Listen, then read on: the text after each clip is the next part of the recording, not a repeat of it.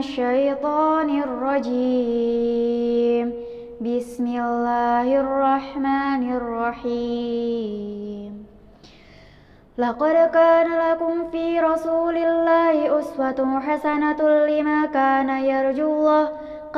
يرجو الله واليوم الآخر وذكر الله كثيرا ولما رأى المؤمنون الأحزاب قالوا هذا ما وعدنا الله ورسوله وصدق الله ورسوله وما زادهم إلا إيمانا وتسليما صدق الله العظيم. Assalamualaikum warahmatullahi wabarakatuh. Hai Sobat Pusaka, berjumpa lagi dengan kami di acara Serasa Alhamdulillahirrabbilalamin. Pada kesempatan kali ini kita bisa bertemu lagi, dan pada kesempatan kali ini kami akan menyajikan materi bertemakan akhlak yang akan disampaikan oleh narasumber kondang kita yang berasal dari guru-guru SMA Pusaka Nusantara 2 Bekasi. Langsung kita sambut aja Bapak-bapak, silahkan.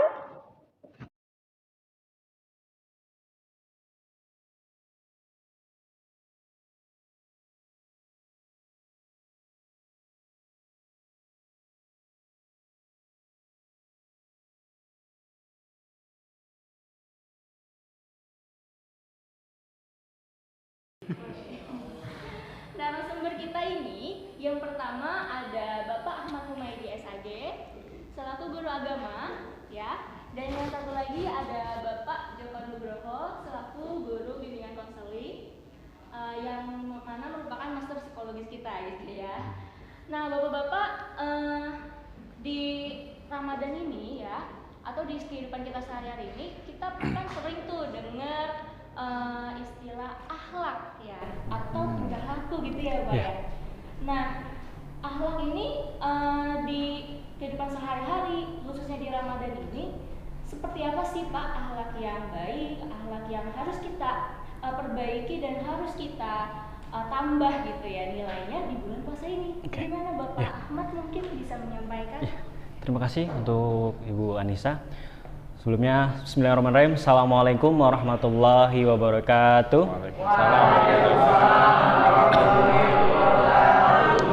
Terima kasih untuk anak-anakku yang sudah memberikan musik ya, sambutan untuk saya dan kepada Pak Joko. Kita mulai. Alhamdulillahirrabbilalamin wa bihi nasta'in wa la umurnya bidin wassalatu wassalam ala asrafil anbiya wal mursalin wa ala alihi washabihi ajmain amma ba'du. Rabbi shrah li sadri wa yassir li amri wa hlul 'uqdatam min lisani yafqahu qawli. Alhamdulillah kita masih diberikan umur panjang pada siang hari ini.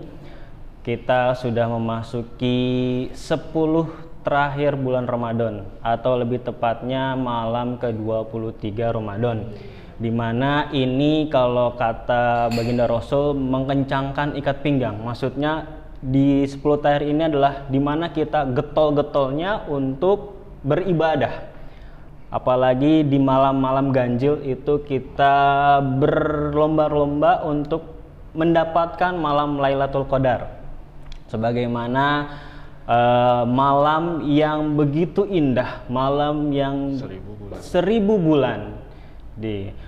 Untuk tema akhlak ini, sebagaimana Rasul diutus ke muka bumi ini untuk memperbaiki akhlak, ya. Jadi tugas utama Rasul itu bukan hanya mengislamkan, melainkan dari akhlak. Apa itu akhlak? Itu adalah budi pekerti, dari mana seseorang masih kecil, baik dari dalam buayan orang tua, anak itu sudah diberikan namanya akhlak yang mulia, ya. Jadi salah kalau misalnya mendidik anak itu, oh nanti ketika anak ini sudah lahir, oh nanti ketika anak ini sudah bisa bicara, oh nanti ketika anak ini sudah paham, melainkan dari masih dalam kandungan.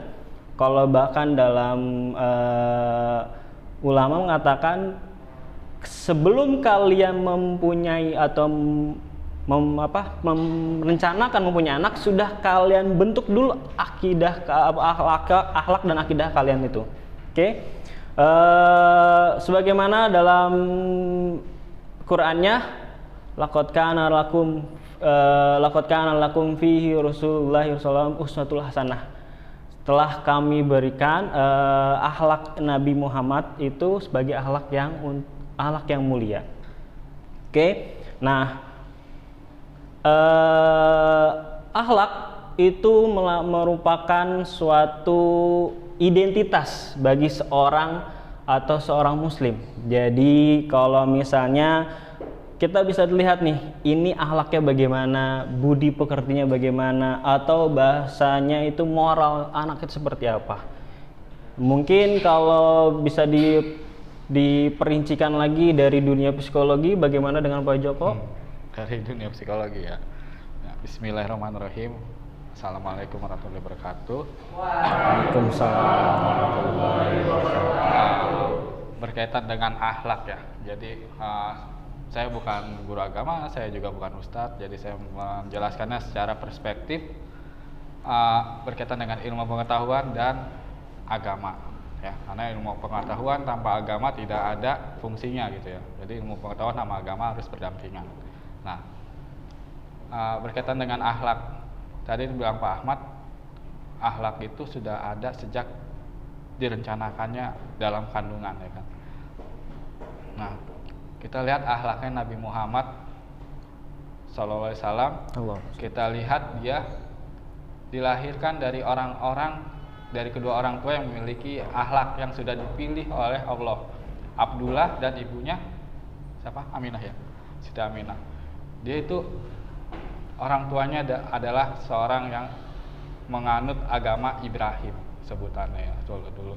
Tapi di masa jahiliyah, di keluarganya Abdullah ini dan Aminah adalah orang-orang yang masih menganut satu Tuhan, yaitu Allah, yang disembahnya Allah. Dia tidak menyembah berhala, dia tidak menyembah yang lain.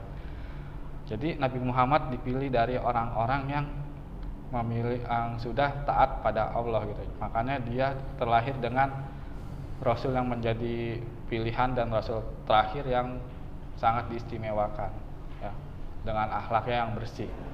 Dan ketika dia lahir di usia kecil, dia pun hatinya, kalau bahasa psikologi jiwanya, soul, itu sudah disucikan, dicuci sama Allah ya, agar tidak terkontaminasi oleh iblis atau apa ya. Dan ketika dia diangkat jadi Rasul, hatinya pun dicuci lagi, yaitu ketika dia Isra Mi'raj ya Pak Ahmad ya. Isra Mi'raj ketika dia mau ke Sidratul Mustaqim ya, dia dicuci ya. Iya. Hatinya itu dicuci, jantungnya dicuci gitu, semuanya dicuci. Kalau hati itu berkaitan dengan pikiran ya kan. Nah, dalam psikologi ada namanya ego dan super ego. Nah, kalau dari Rasulullah yang dicuci itu semuanya. Itu kan hawa nafsu, hubungannya alamiah, makan, minum, tidur, kawin atau sebagainya. Nah, dia puasa ini justru mensucikan juga ya, Pak? Iya, mensucikan. Iya, makanya mensucikan. Nah, berkaitan dengan akhlakan di situ. Dan ego itu berkaitan emosi. Rasulullah dicuci, kenapa dia nggak emosi? Hatinya yang dicuci, pikirannya. Nah, terus super ego itu berkaitan dengan moral. Kenapa Rasulullah kalau waktu membangun masjid pertama kali, Masjid Quba di Arab Saudi, di Madinah, dia sebagai Rasul sama sahabat-sahabatnya diperlakukan seperti raja, tapi dia nggak mau, dia ngangkat beban dia ini, dan dia menyampaikan kepada sahabatnya yang dia lakukan adalah hanya ibadah, gitu kan, hanya ibadah. Itu yang dicontohkan oleh Rasul. Nah, implementasinya kita sebagai anak ya kan, sebagai anak, bagaimana sih meningkatkan akhlak itu di bulan suci ini ya Bu Ica ya? Yang meningkatkannya ya kita harus melihat kembali ke akhlaknya Rasulullah, ya, melihat akhlaknya sahabat-sahabat Rasulullah. Kan banyak, kayak misalkan sahabatnya Rasulullah Umar yang tegas, galak gitu kan, tapi dia akhlaknya emang seperti itu. Akhlak itu banyak. Jadi akhlak ada kejujuran, ada perilaku, ada sikap, ada ketegasan, ada kepemimpinan. Jadi banyak tuh akhlak, ya.